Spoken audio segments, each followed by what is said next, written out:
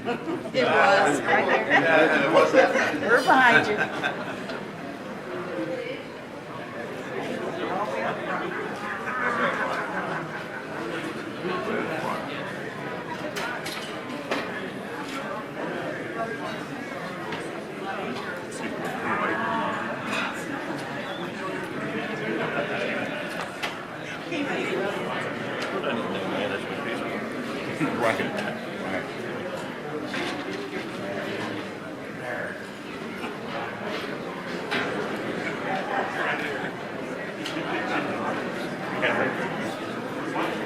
Few in this room were postal workers, maybe a couple, but few in this room were postal workers during the days of collective begging.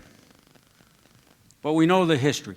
When 45 years ago, the unions representing postal workers had no authority to negotiate over wages, benefits, and instead postal workers' livelihoods were subject to the whims of politicians.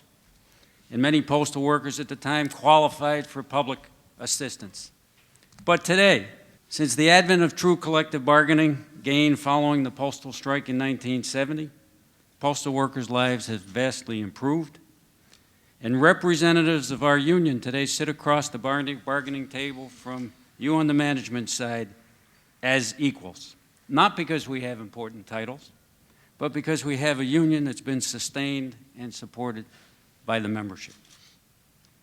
The APWU is passionate in our support for the crucial mission of the Public Postal Service, which is outlined in the 1971 Postal Reorganization Act, to provide postal services to bind the nation together, to provide prompt, reliable, and efficient services to patrons in all areas, and to render postal services to all communities.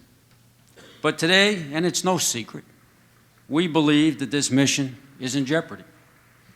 It's threatened by a congressionally manufactured financial crisis, by those on Wall Street who would like to get their hands on the Postal Service's $65 billion in annual revenue, and by ideologues who oppose the very concept of a public good.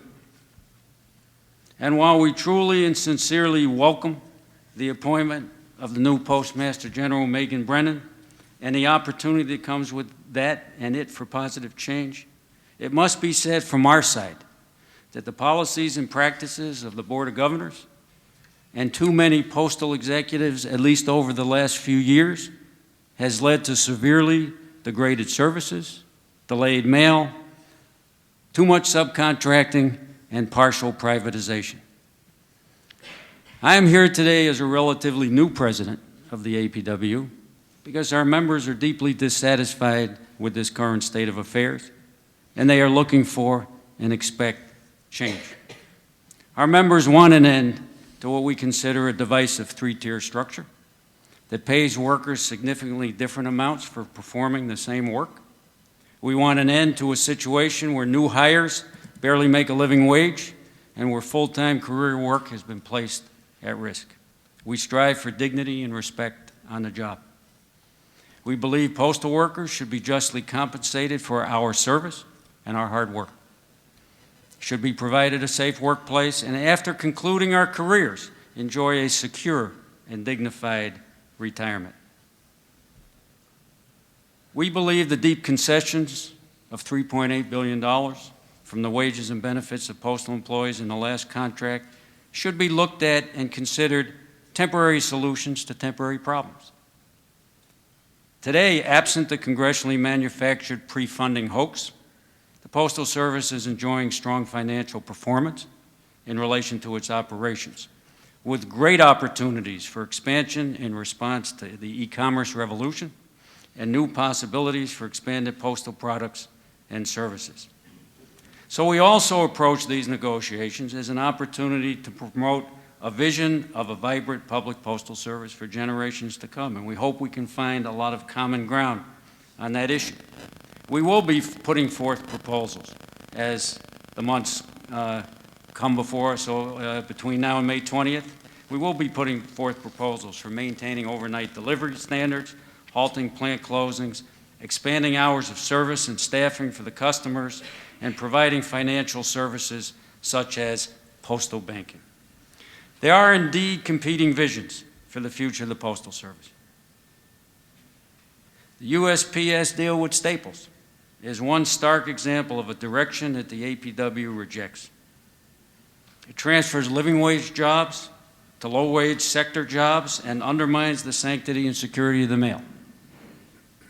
But it also props up the profit margin of an anti-worker company which has paid millions in back wages to settle allegations of wage theft, and attaches the trusted postal brand to a company that was recently singled out by the U.S. President for its shameful practices of cutting employee hours to avoid the company's obligations to fund employees' health insurance under the law.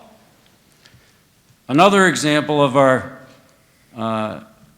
differing views on the way forward was reflected in former Postmaster General Patrick Donahoe's farewell speech to the National Press Club, where he proclaimed that young workers don't deserve traditional defined benefit retirement plans, which he now enjoys to the max himself. He called on Congress to use the Postal Service as an incubator for destroying these decent retirement plans, which every postal worker in this room enjoys, and as a prelude to eliminating such plans for all federal workers. The APWU vehemently opposes this race to the bottom and hope with the new leadership of the Postal Service this thinking will be buried in the past. For we believe that the Postal Service should be an incubator, as it has been for decades, of good living wage jobs for workers from all walks of life, with equal pay for equal work for women and minorities, and solid job opportunities for veterans. This is part of our answer to the shocking and growing income inequality, where next year, 1% of the world's wealthiest individuals will control more than the combined wealth of the other 99%. The Postal Service's future, we believe, can be bright, and key to its success is the hard work and dedication of hundreds of thousands of postal workers, from those who sell the postage and accept packages, to those who sort medicine and catalogs, to those who transport the mail and repair the vehicles, to those who maintain the equipment and facilities, and to those who deliver the mail. We will approach these negotiations with passion for the public we serve and the workers we represent. We will keep an open mind. We'll forthrightly share our proposals and our views, and we pledge to be honest in our dealings.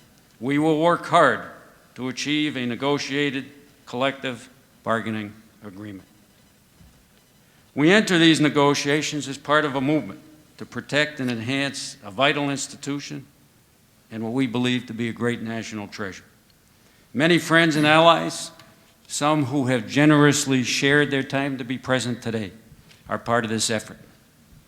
And we meet here on opening day, when thousands of APWU members around the country are taking up the call for good service, good jobs. And with that mandate, the APWU is ready to get to work.